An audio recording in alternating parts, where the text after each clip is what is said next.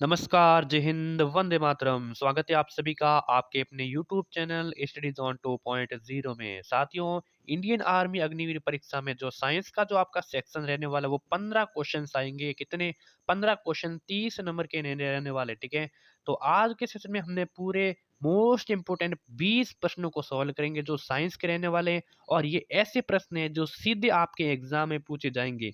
तो क्लास को मिस नहीं करना है, क्लास को पूरा देखना है, क्लास को एंड तक देखना है, और अंत में हमें कमेंट करके बताना है कि इन 20 में से क्या आपके 15 प्लस क्वेश्चन आप सही कर सकते हो। अगर हाँ तो आपको लास्ट में ज़रूर बताना है, ठीक है। तो और स्टडीज ऑन 2.0 को चैनल को इसको सब्सक्राइब भी कर देना। आर्मी अग्निवीर परीक्षा के लिए आपको डेली मॉडल पेपर मिलते रहेंगे साइंस और जीके के, ठीक है।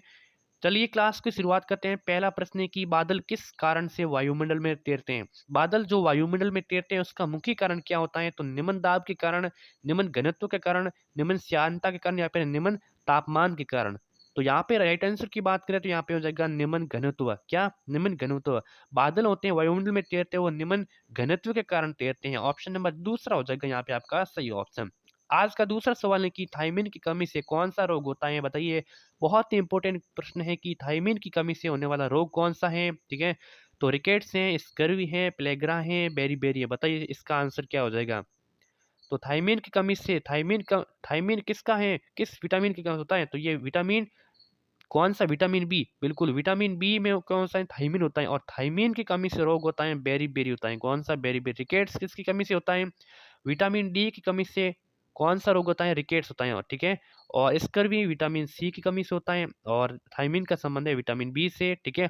ऑप्शन नंबर डी हो जाएगा इसका राइट आंसर, ठीक है। बेरी रोग होता है बेरी। अगला सवाल है कि पीलियो में दुष्प्रभावित होता है। पीलियो से कौन दुष्प्रभावित होता है? तो अग्नि से होता है, अम्मा से होता है, यकृत या फिर छोटी आंत। बताइए।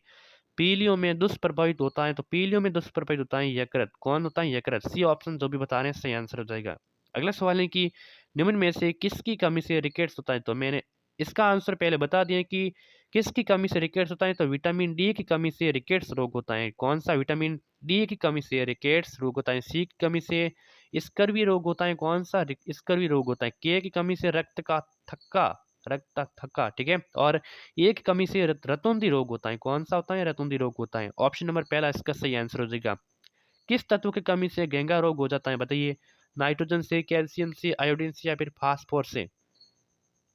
किस तत्व की कमी से घेंघा रोग होता है? तो घेंघा रोग होता है आयोडीन की कमी से। किससे? आयोडीन की कमी से रोग होता है घेंघा। ऑप्शन नंबर सी बिल्कुल करेक्ट आंसर हो जाएगा। चलिए अगला सवाल है कि एक कार्यशील महिला को प्रतिदिन कितना प्रोटीन लेना चाहिए? एक कार्यशील महिला को प्रतिदिन कितना प्रोटीन लेना चाहिए? तो 30 ग्राम, 37 ग्राम, 40 ग्राम, 45 ग्राम। ऑप्शन नंबर डी हो जाएगा सही आंसर। कितने ग्राम? 45 ग्राम एक कार्यशील महिला को प्रतिदिन प्रोटीन लेना चाहिए। डी आंसर बिल्कुल करेक्ट हो जाएगा। अगला सवाल है कि निम्नलिखित में से किसकी कमी से एनीमिया रोग होता है? बताइए। इनमें से किसकी कमी से एनीमिया रोग होता है? आयोडीन की कमी से, कैल्शियम की कमी से, लोहा की कमी से, जस्ता की कमी से। इंपॉर्टेंट प्रश्न है एग्जाम की दृष्टि से। तो एनीमिया रोग होता है लोहे की कमी से। किसके? लोहे की कमी से एनीमिया रोग होता है। सी आंसर बिल्कुल करेक्ट हो जाएगा। अगला सवाल है कि विटामिन सी का सबसे उत्तम स्रोत क्या है? सेब है, आंवला है, दूध है, आम है। विटामिन सी का सबसे उत्तम स्रोत, सबसे मुख्य स्रोत, सबसे उत्तम स्रोत है आंवला। कौन सा है? आंवला। याद कर लेना है कि आंवला है विटामिन सी का सबसे उत्तम स्रोत है, ठीक है। बी आंसर सही हो जाएगा। मानव हृदय में कक्षा की संख्या होती है एक, दो, तीन, या फिर चार।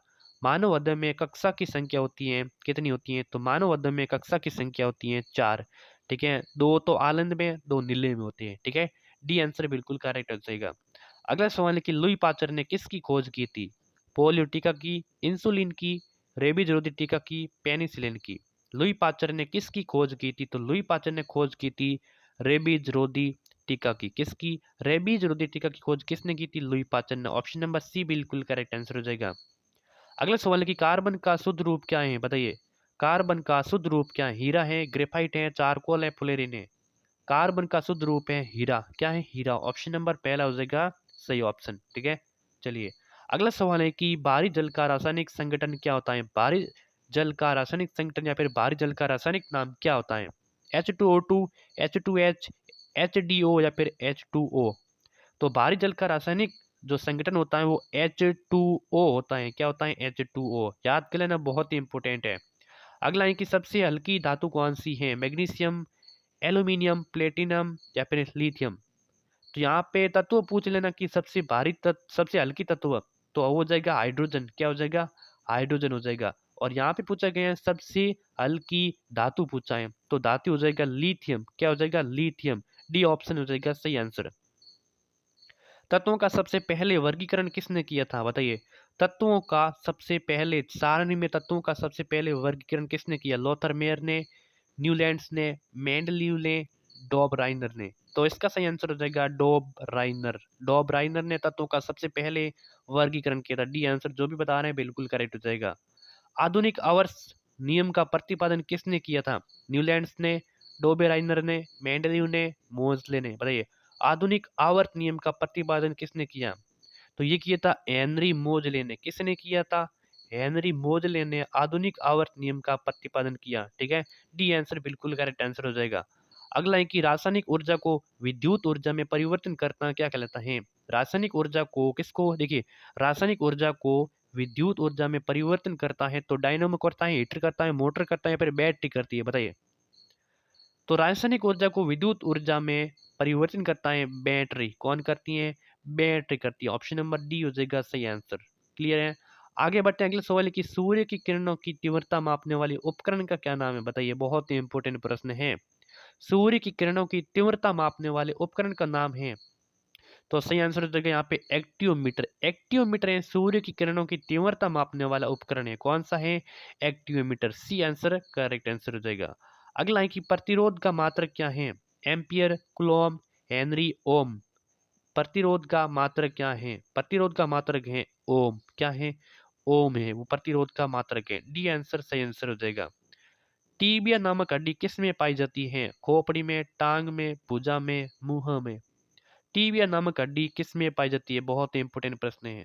तो ट से टीबिया और ट से ही हो जाता है टांग। क्या हो जाता है? ट से टीबिया, ट से टांग। ऑप्शन नंबर दूसरा बिल्कुल करेक्ट आंसर। आज का और अंतिम सवाल, बैटरी का आविष्कार किसने किया था?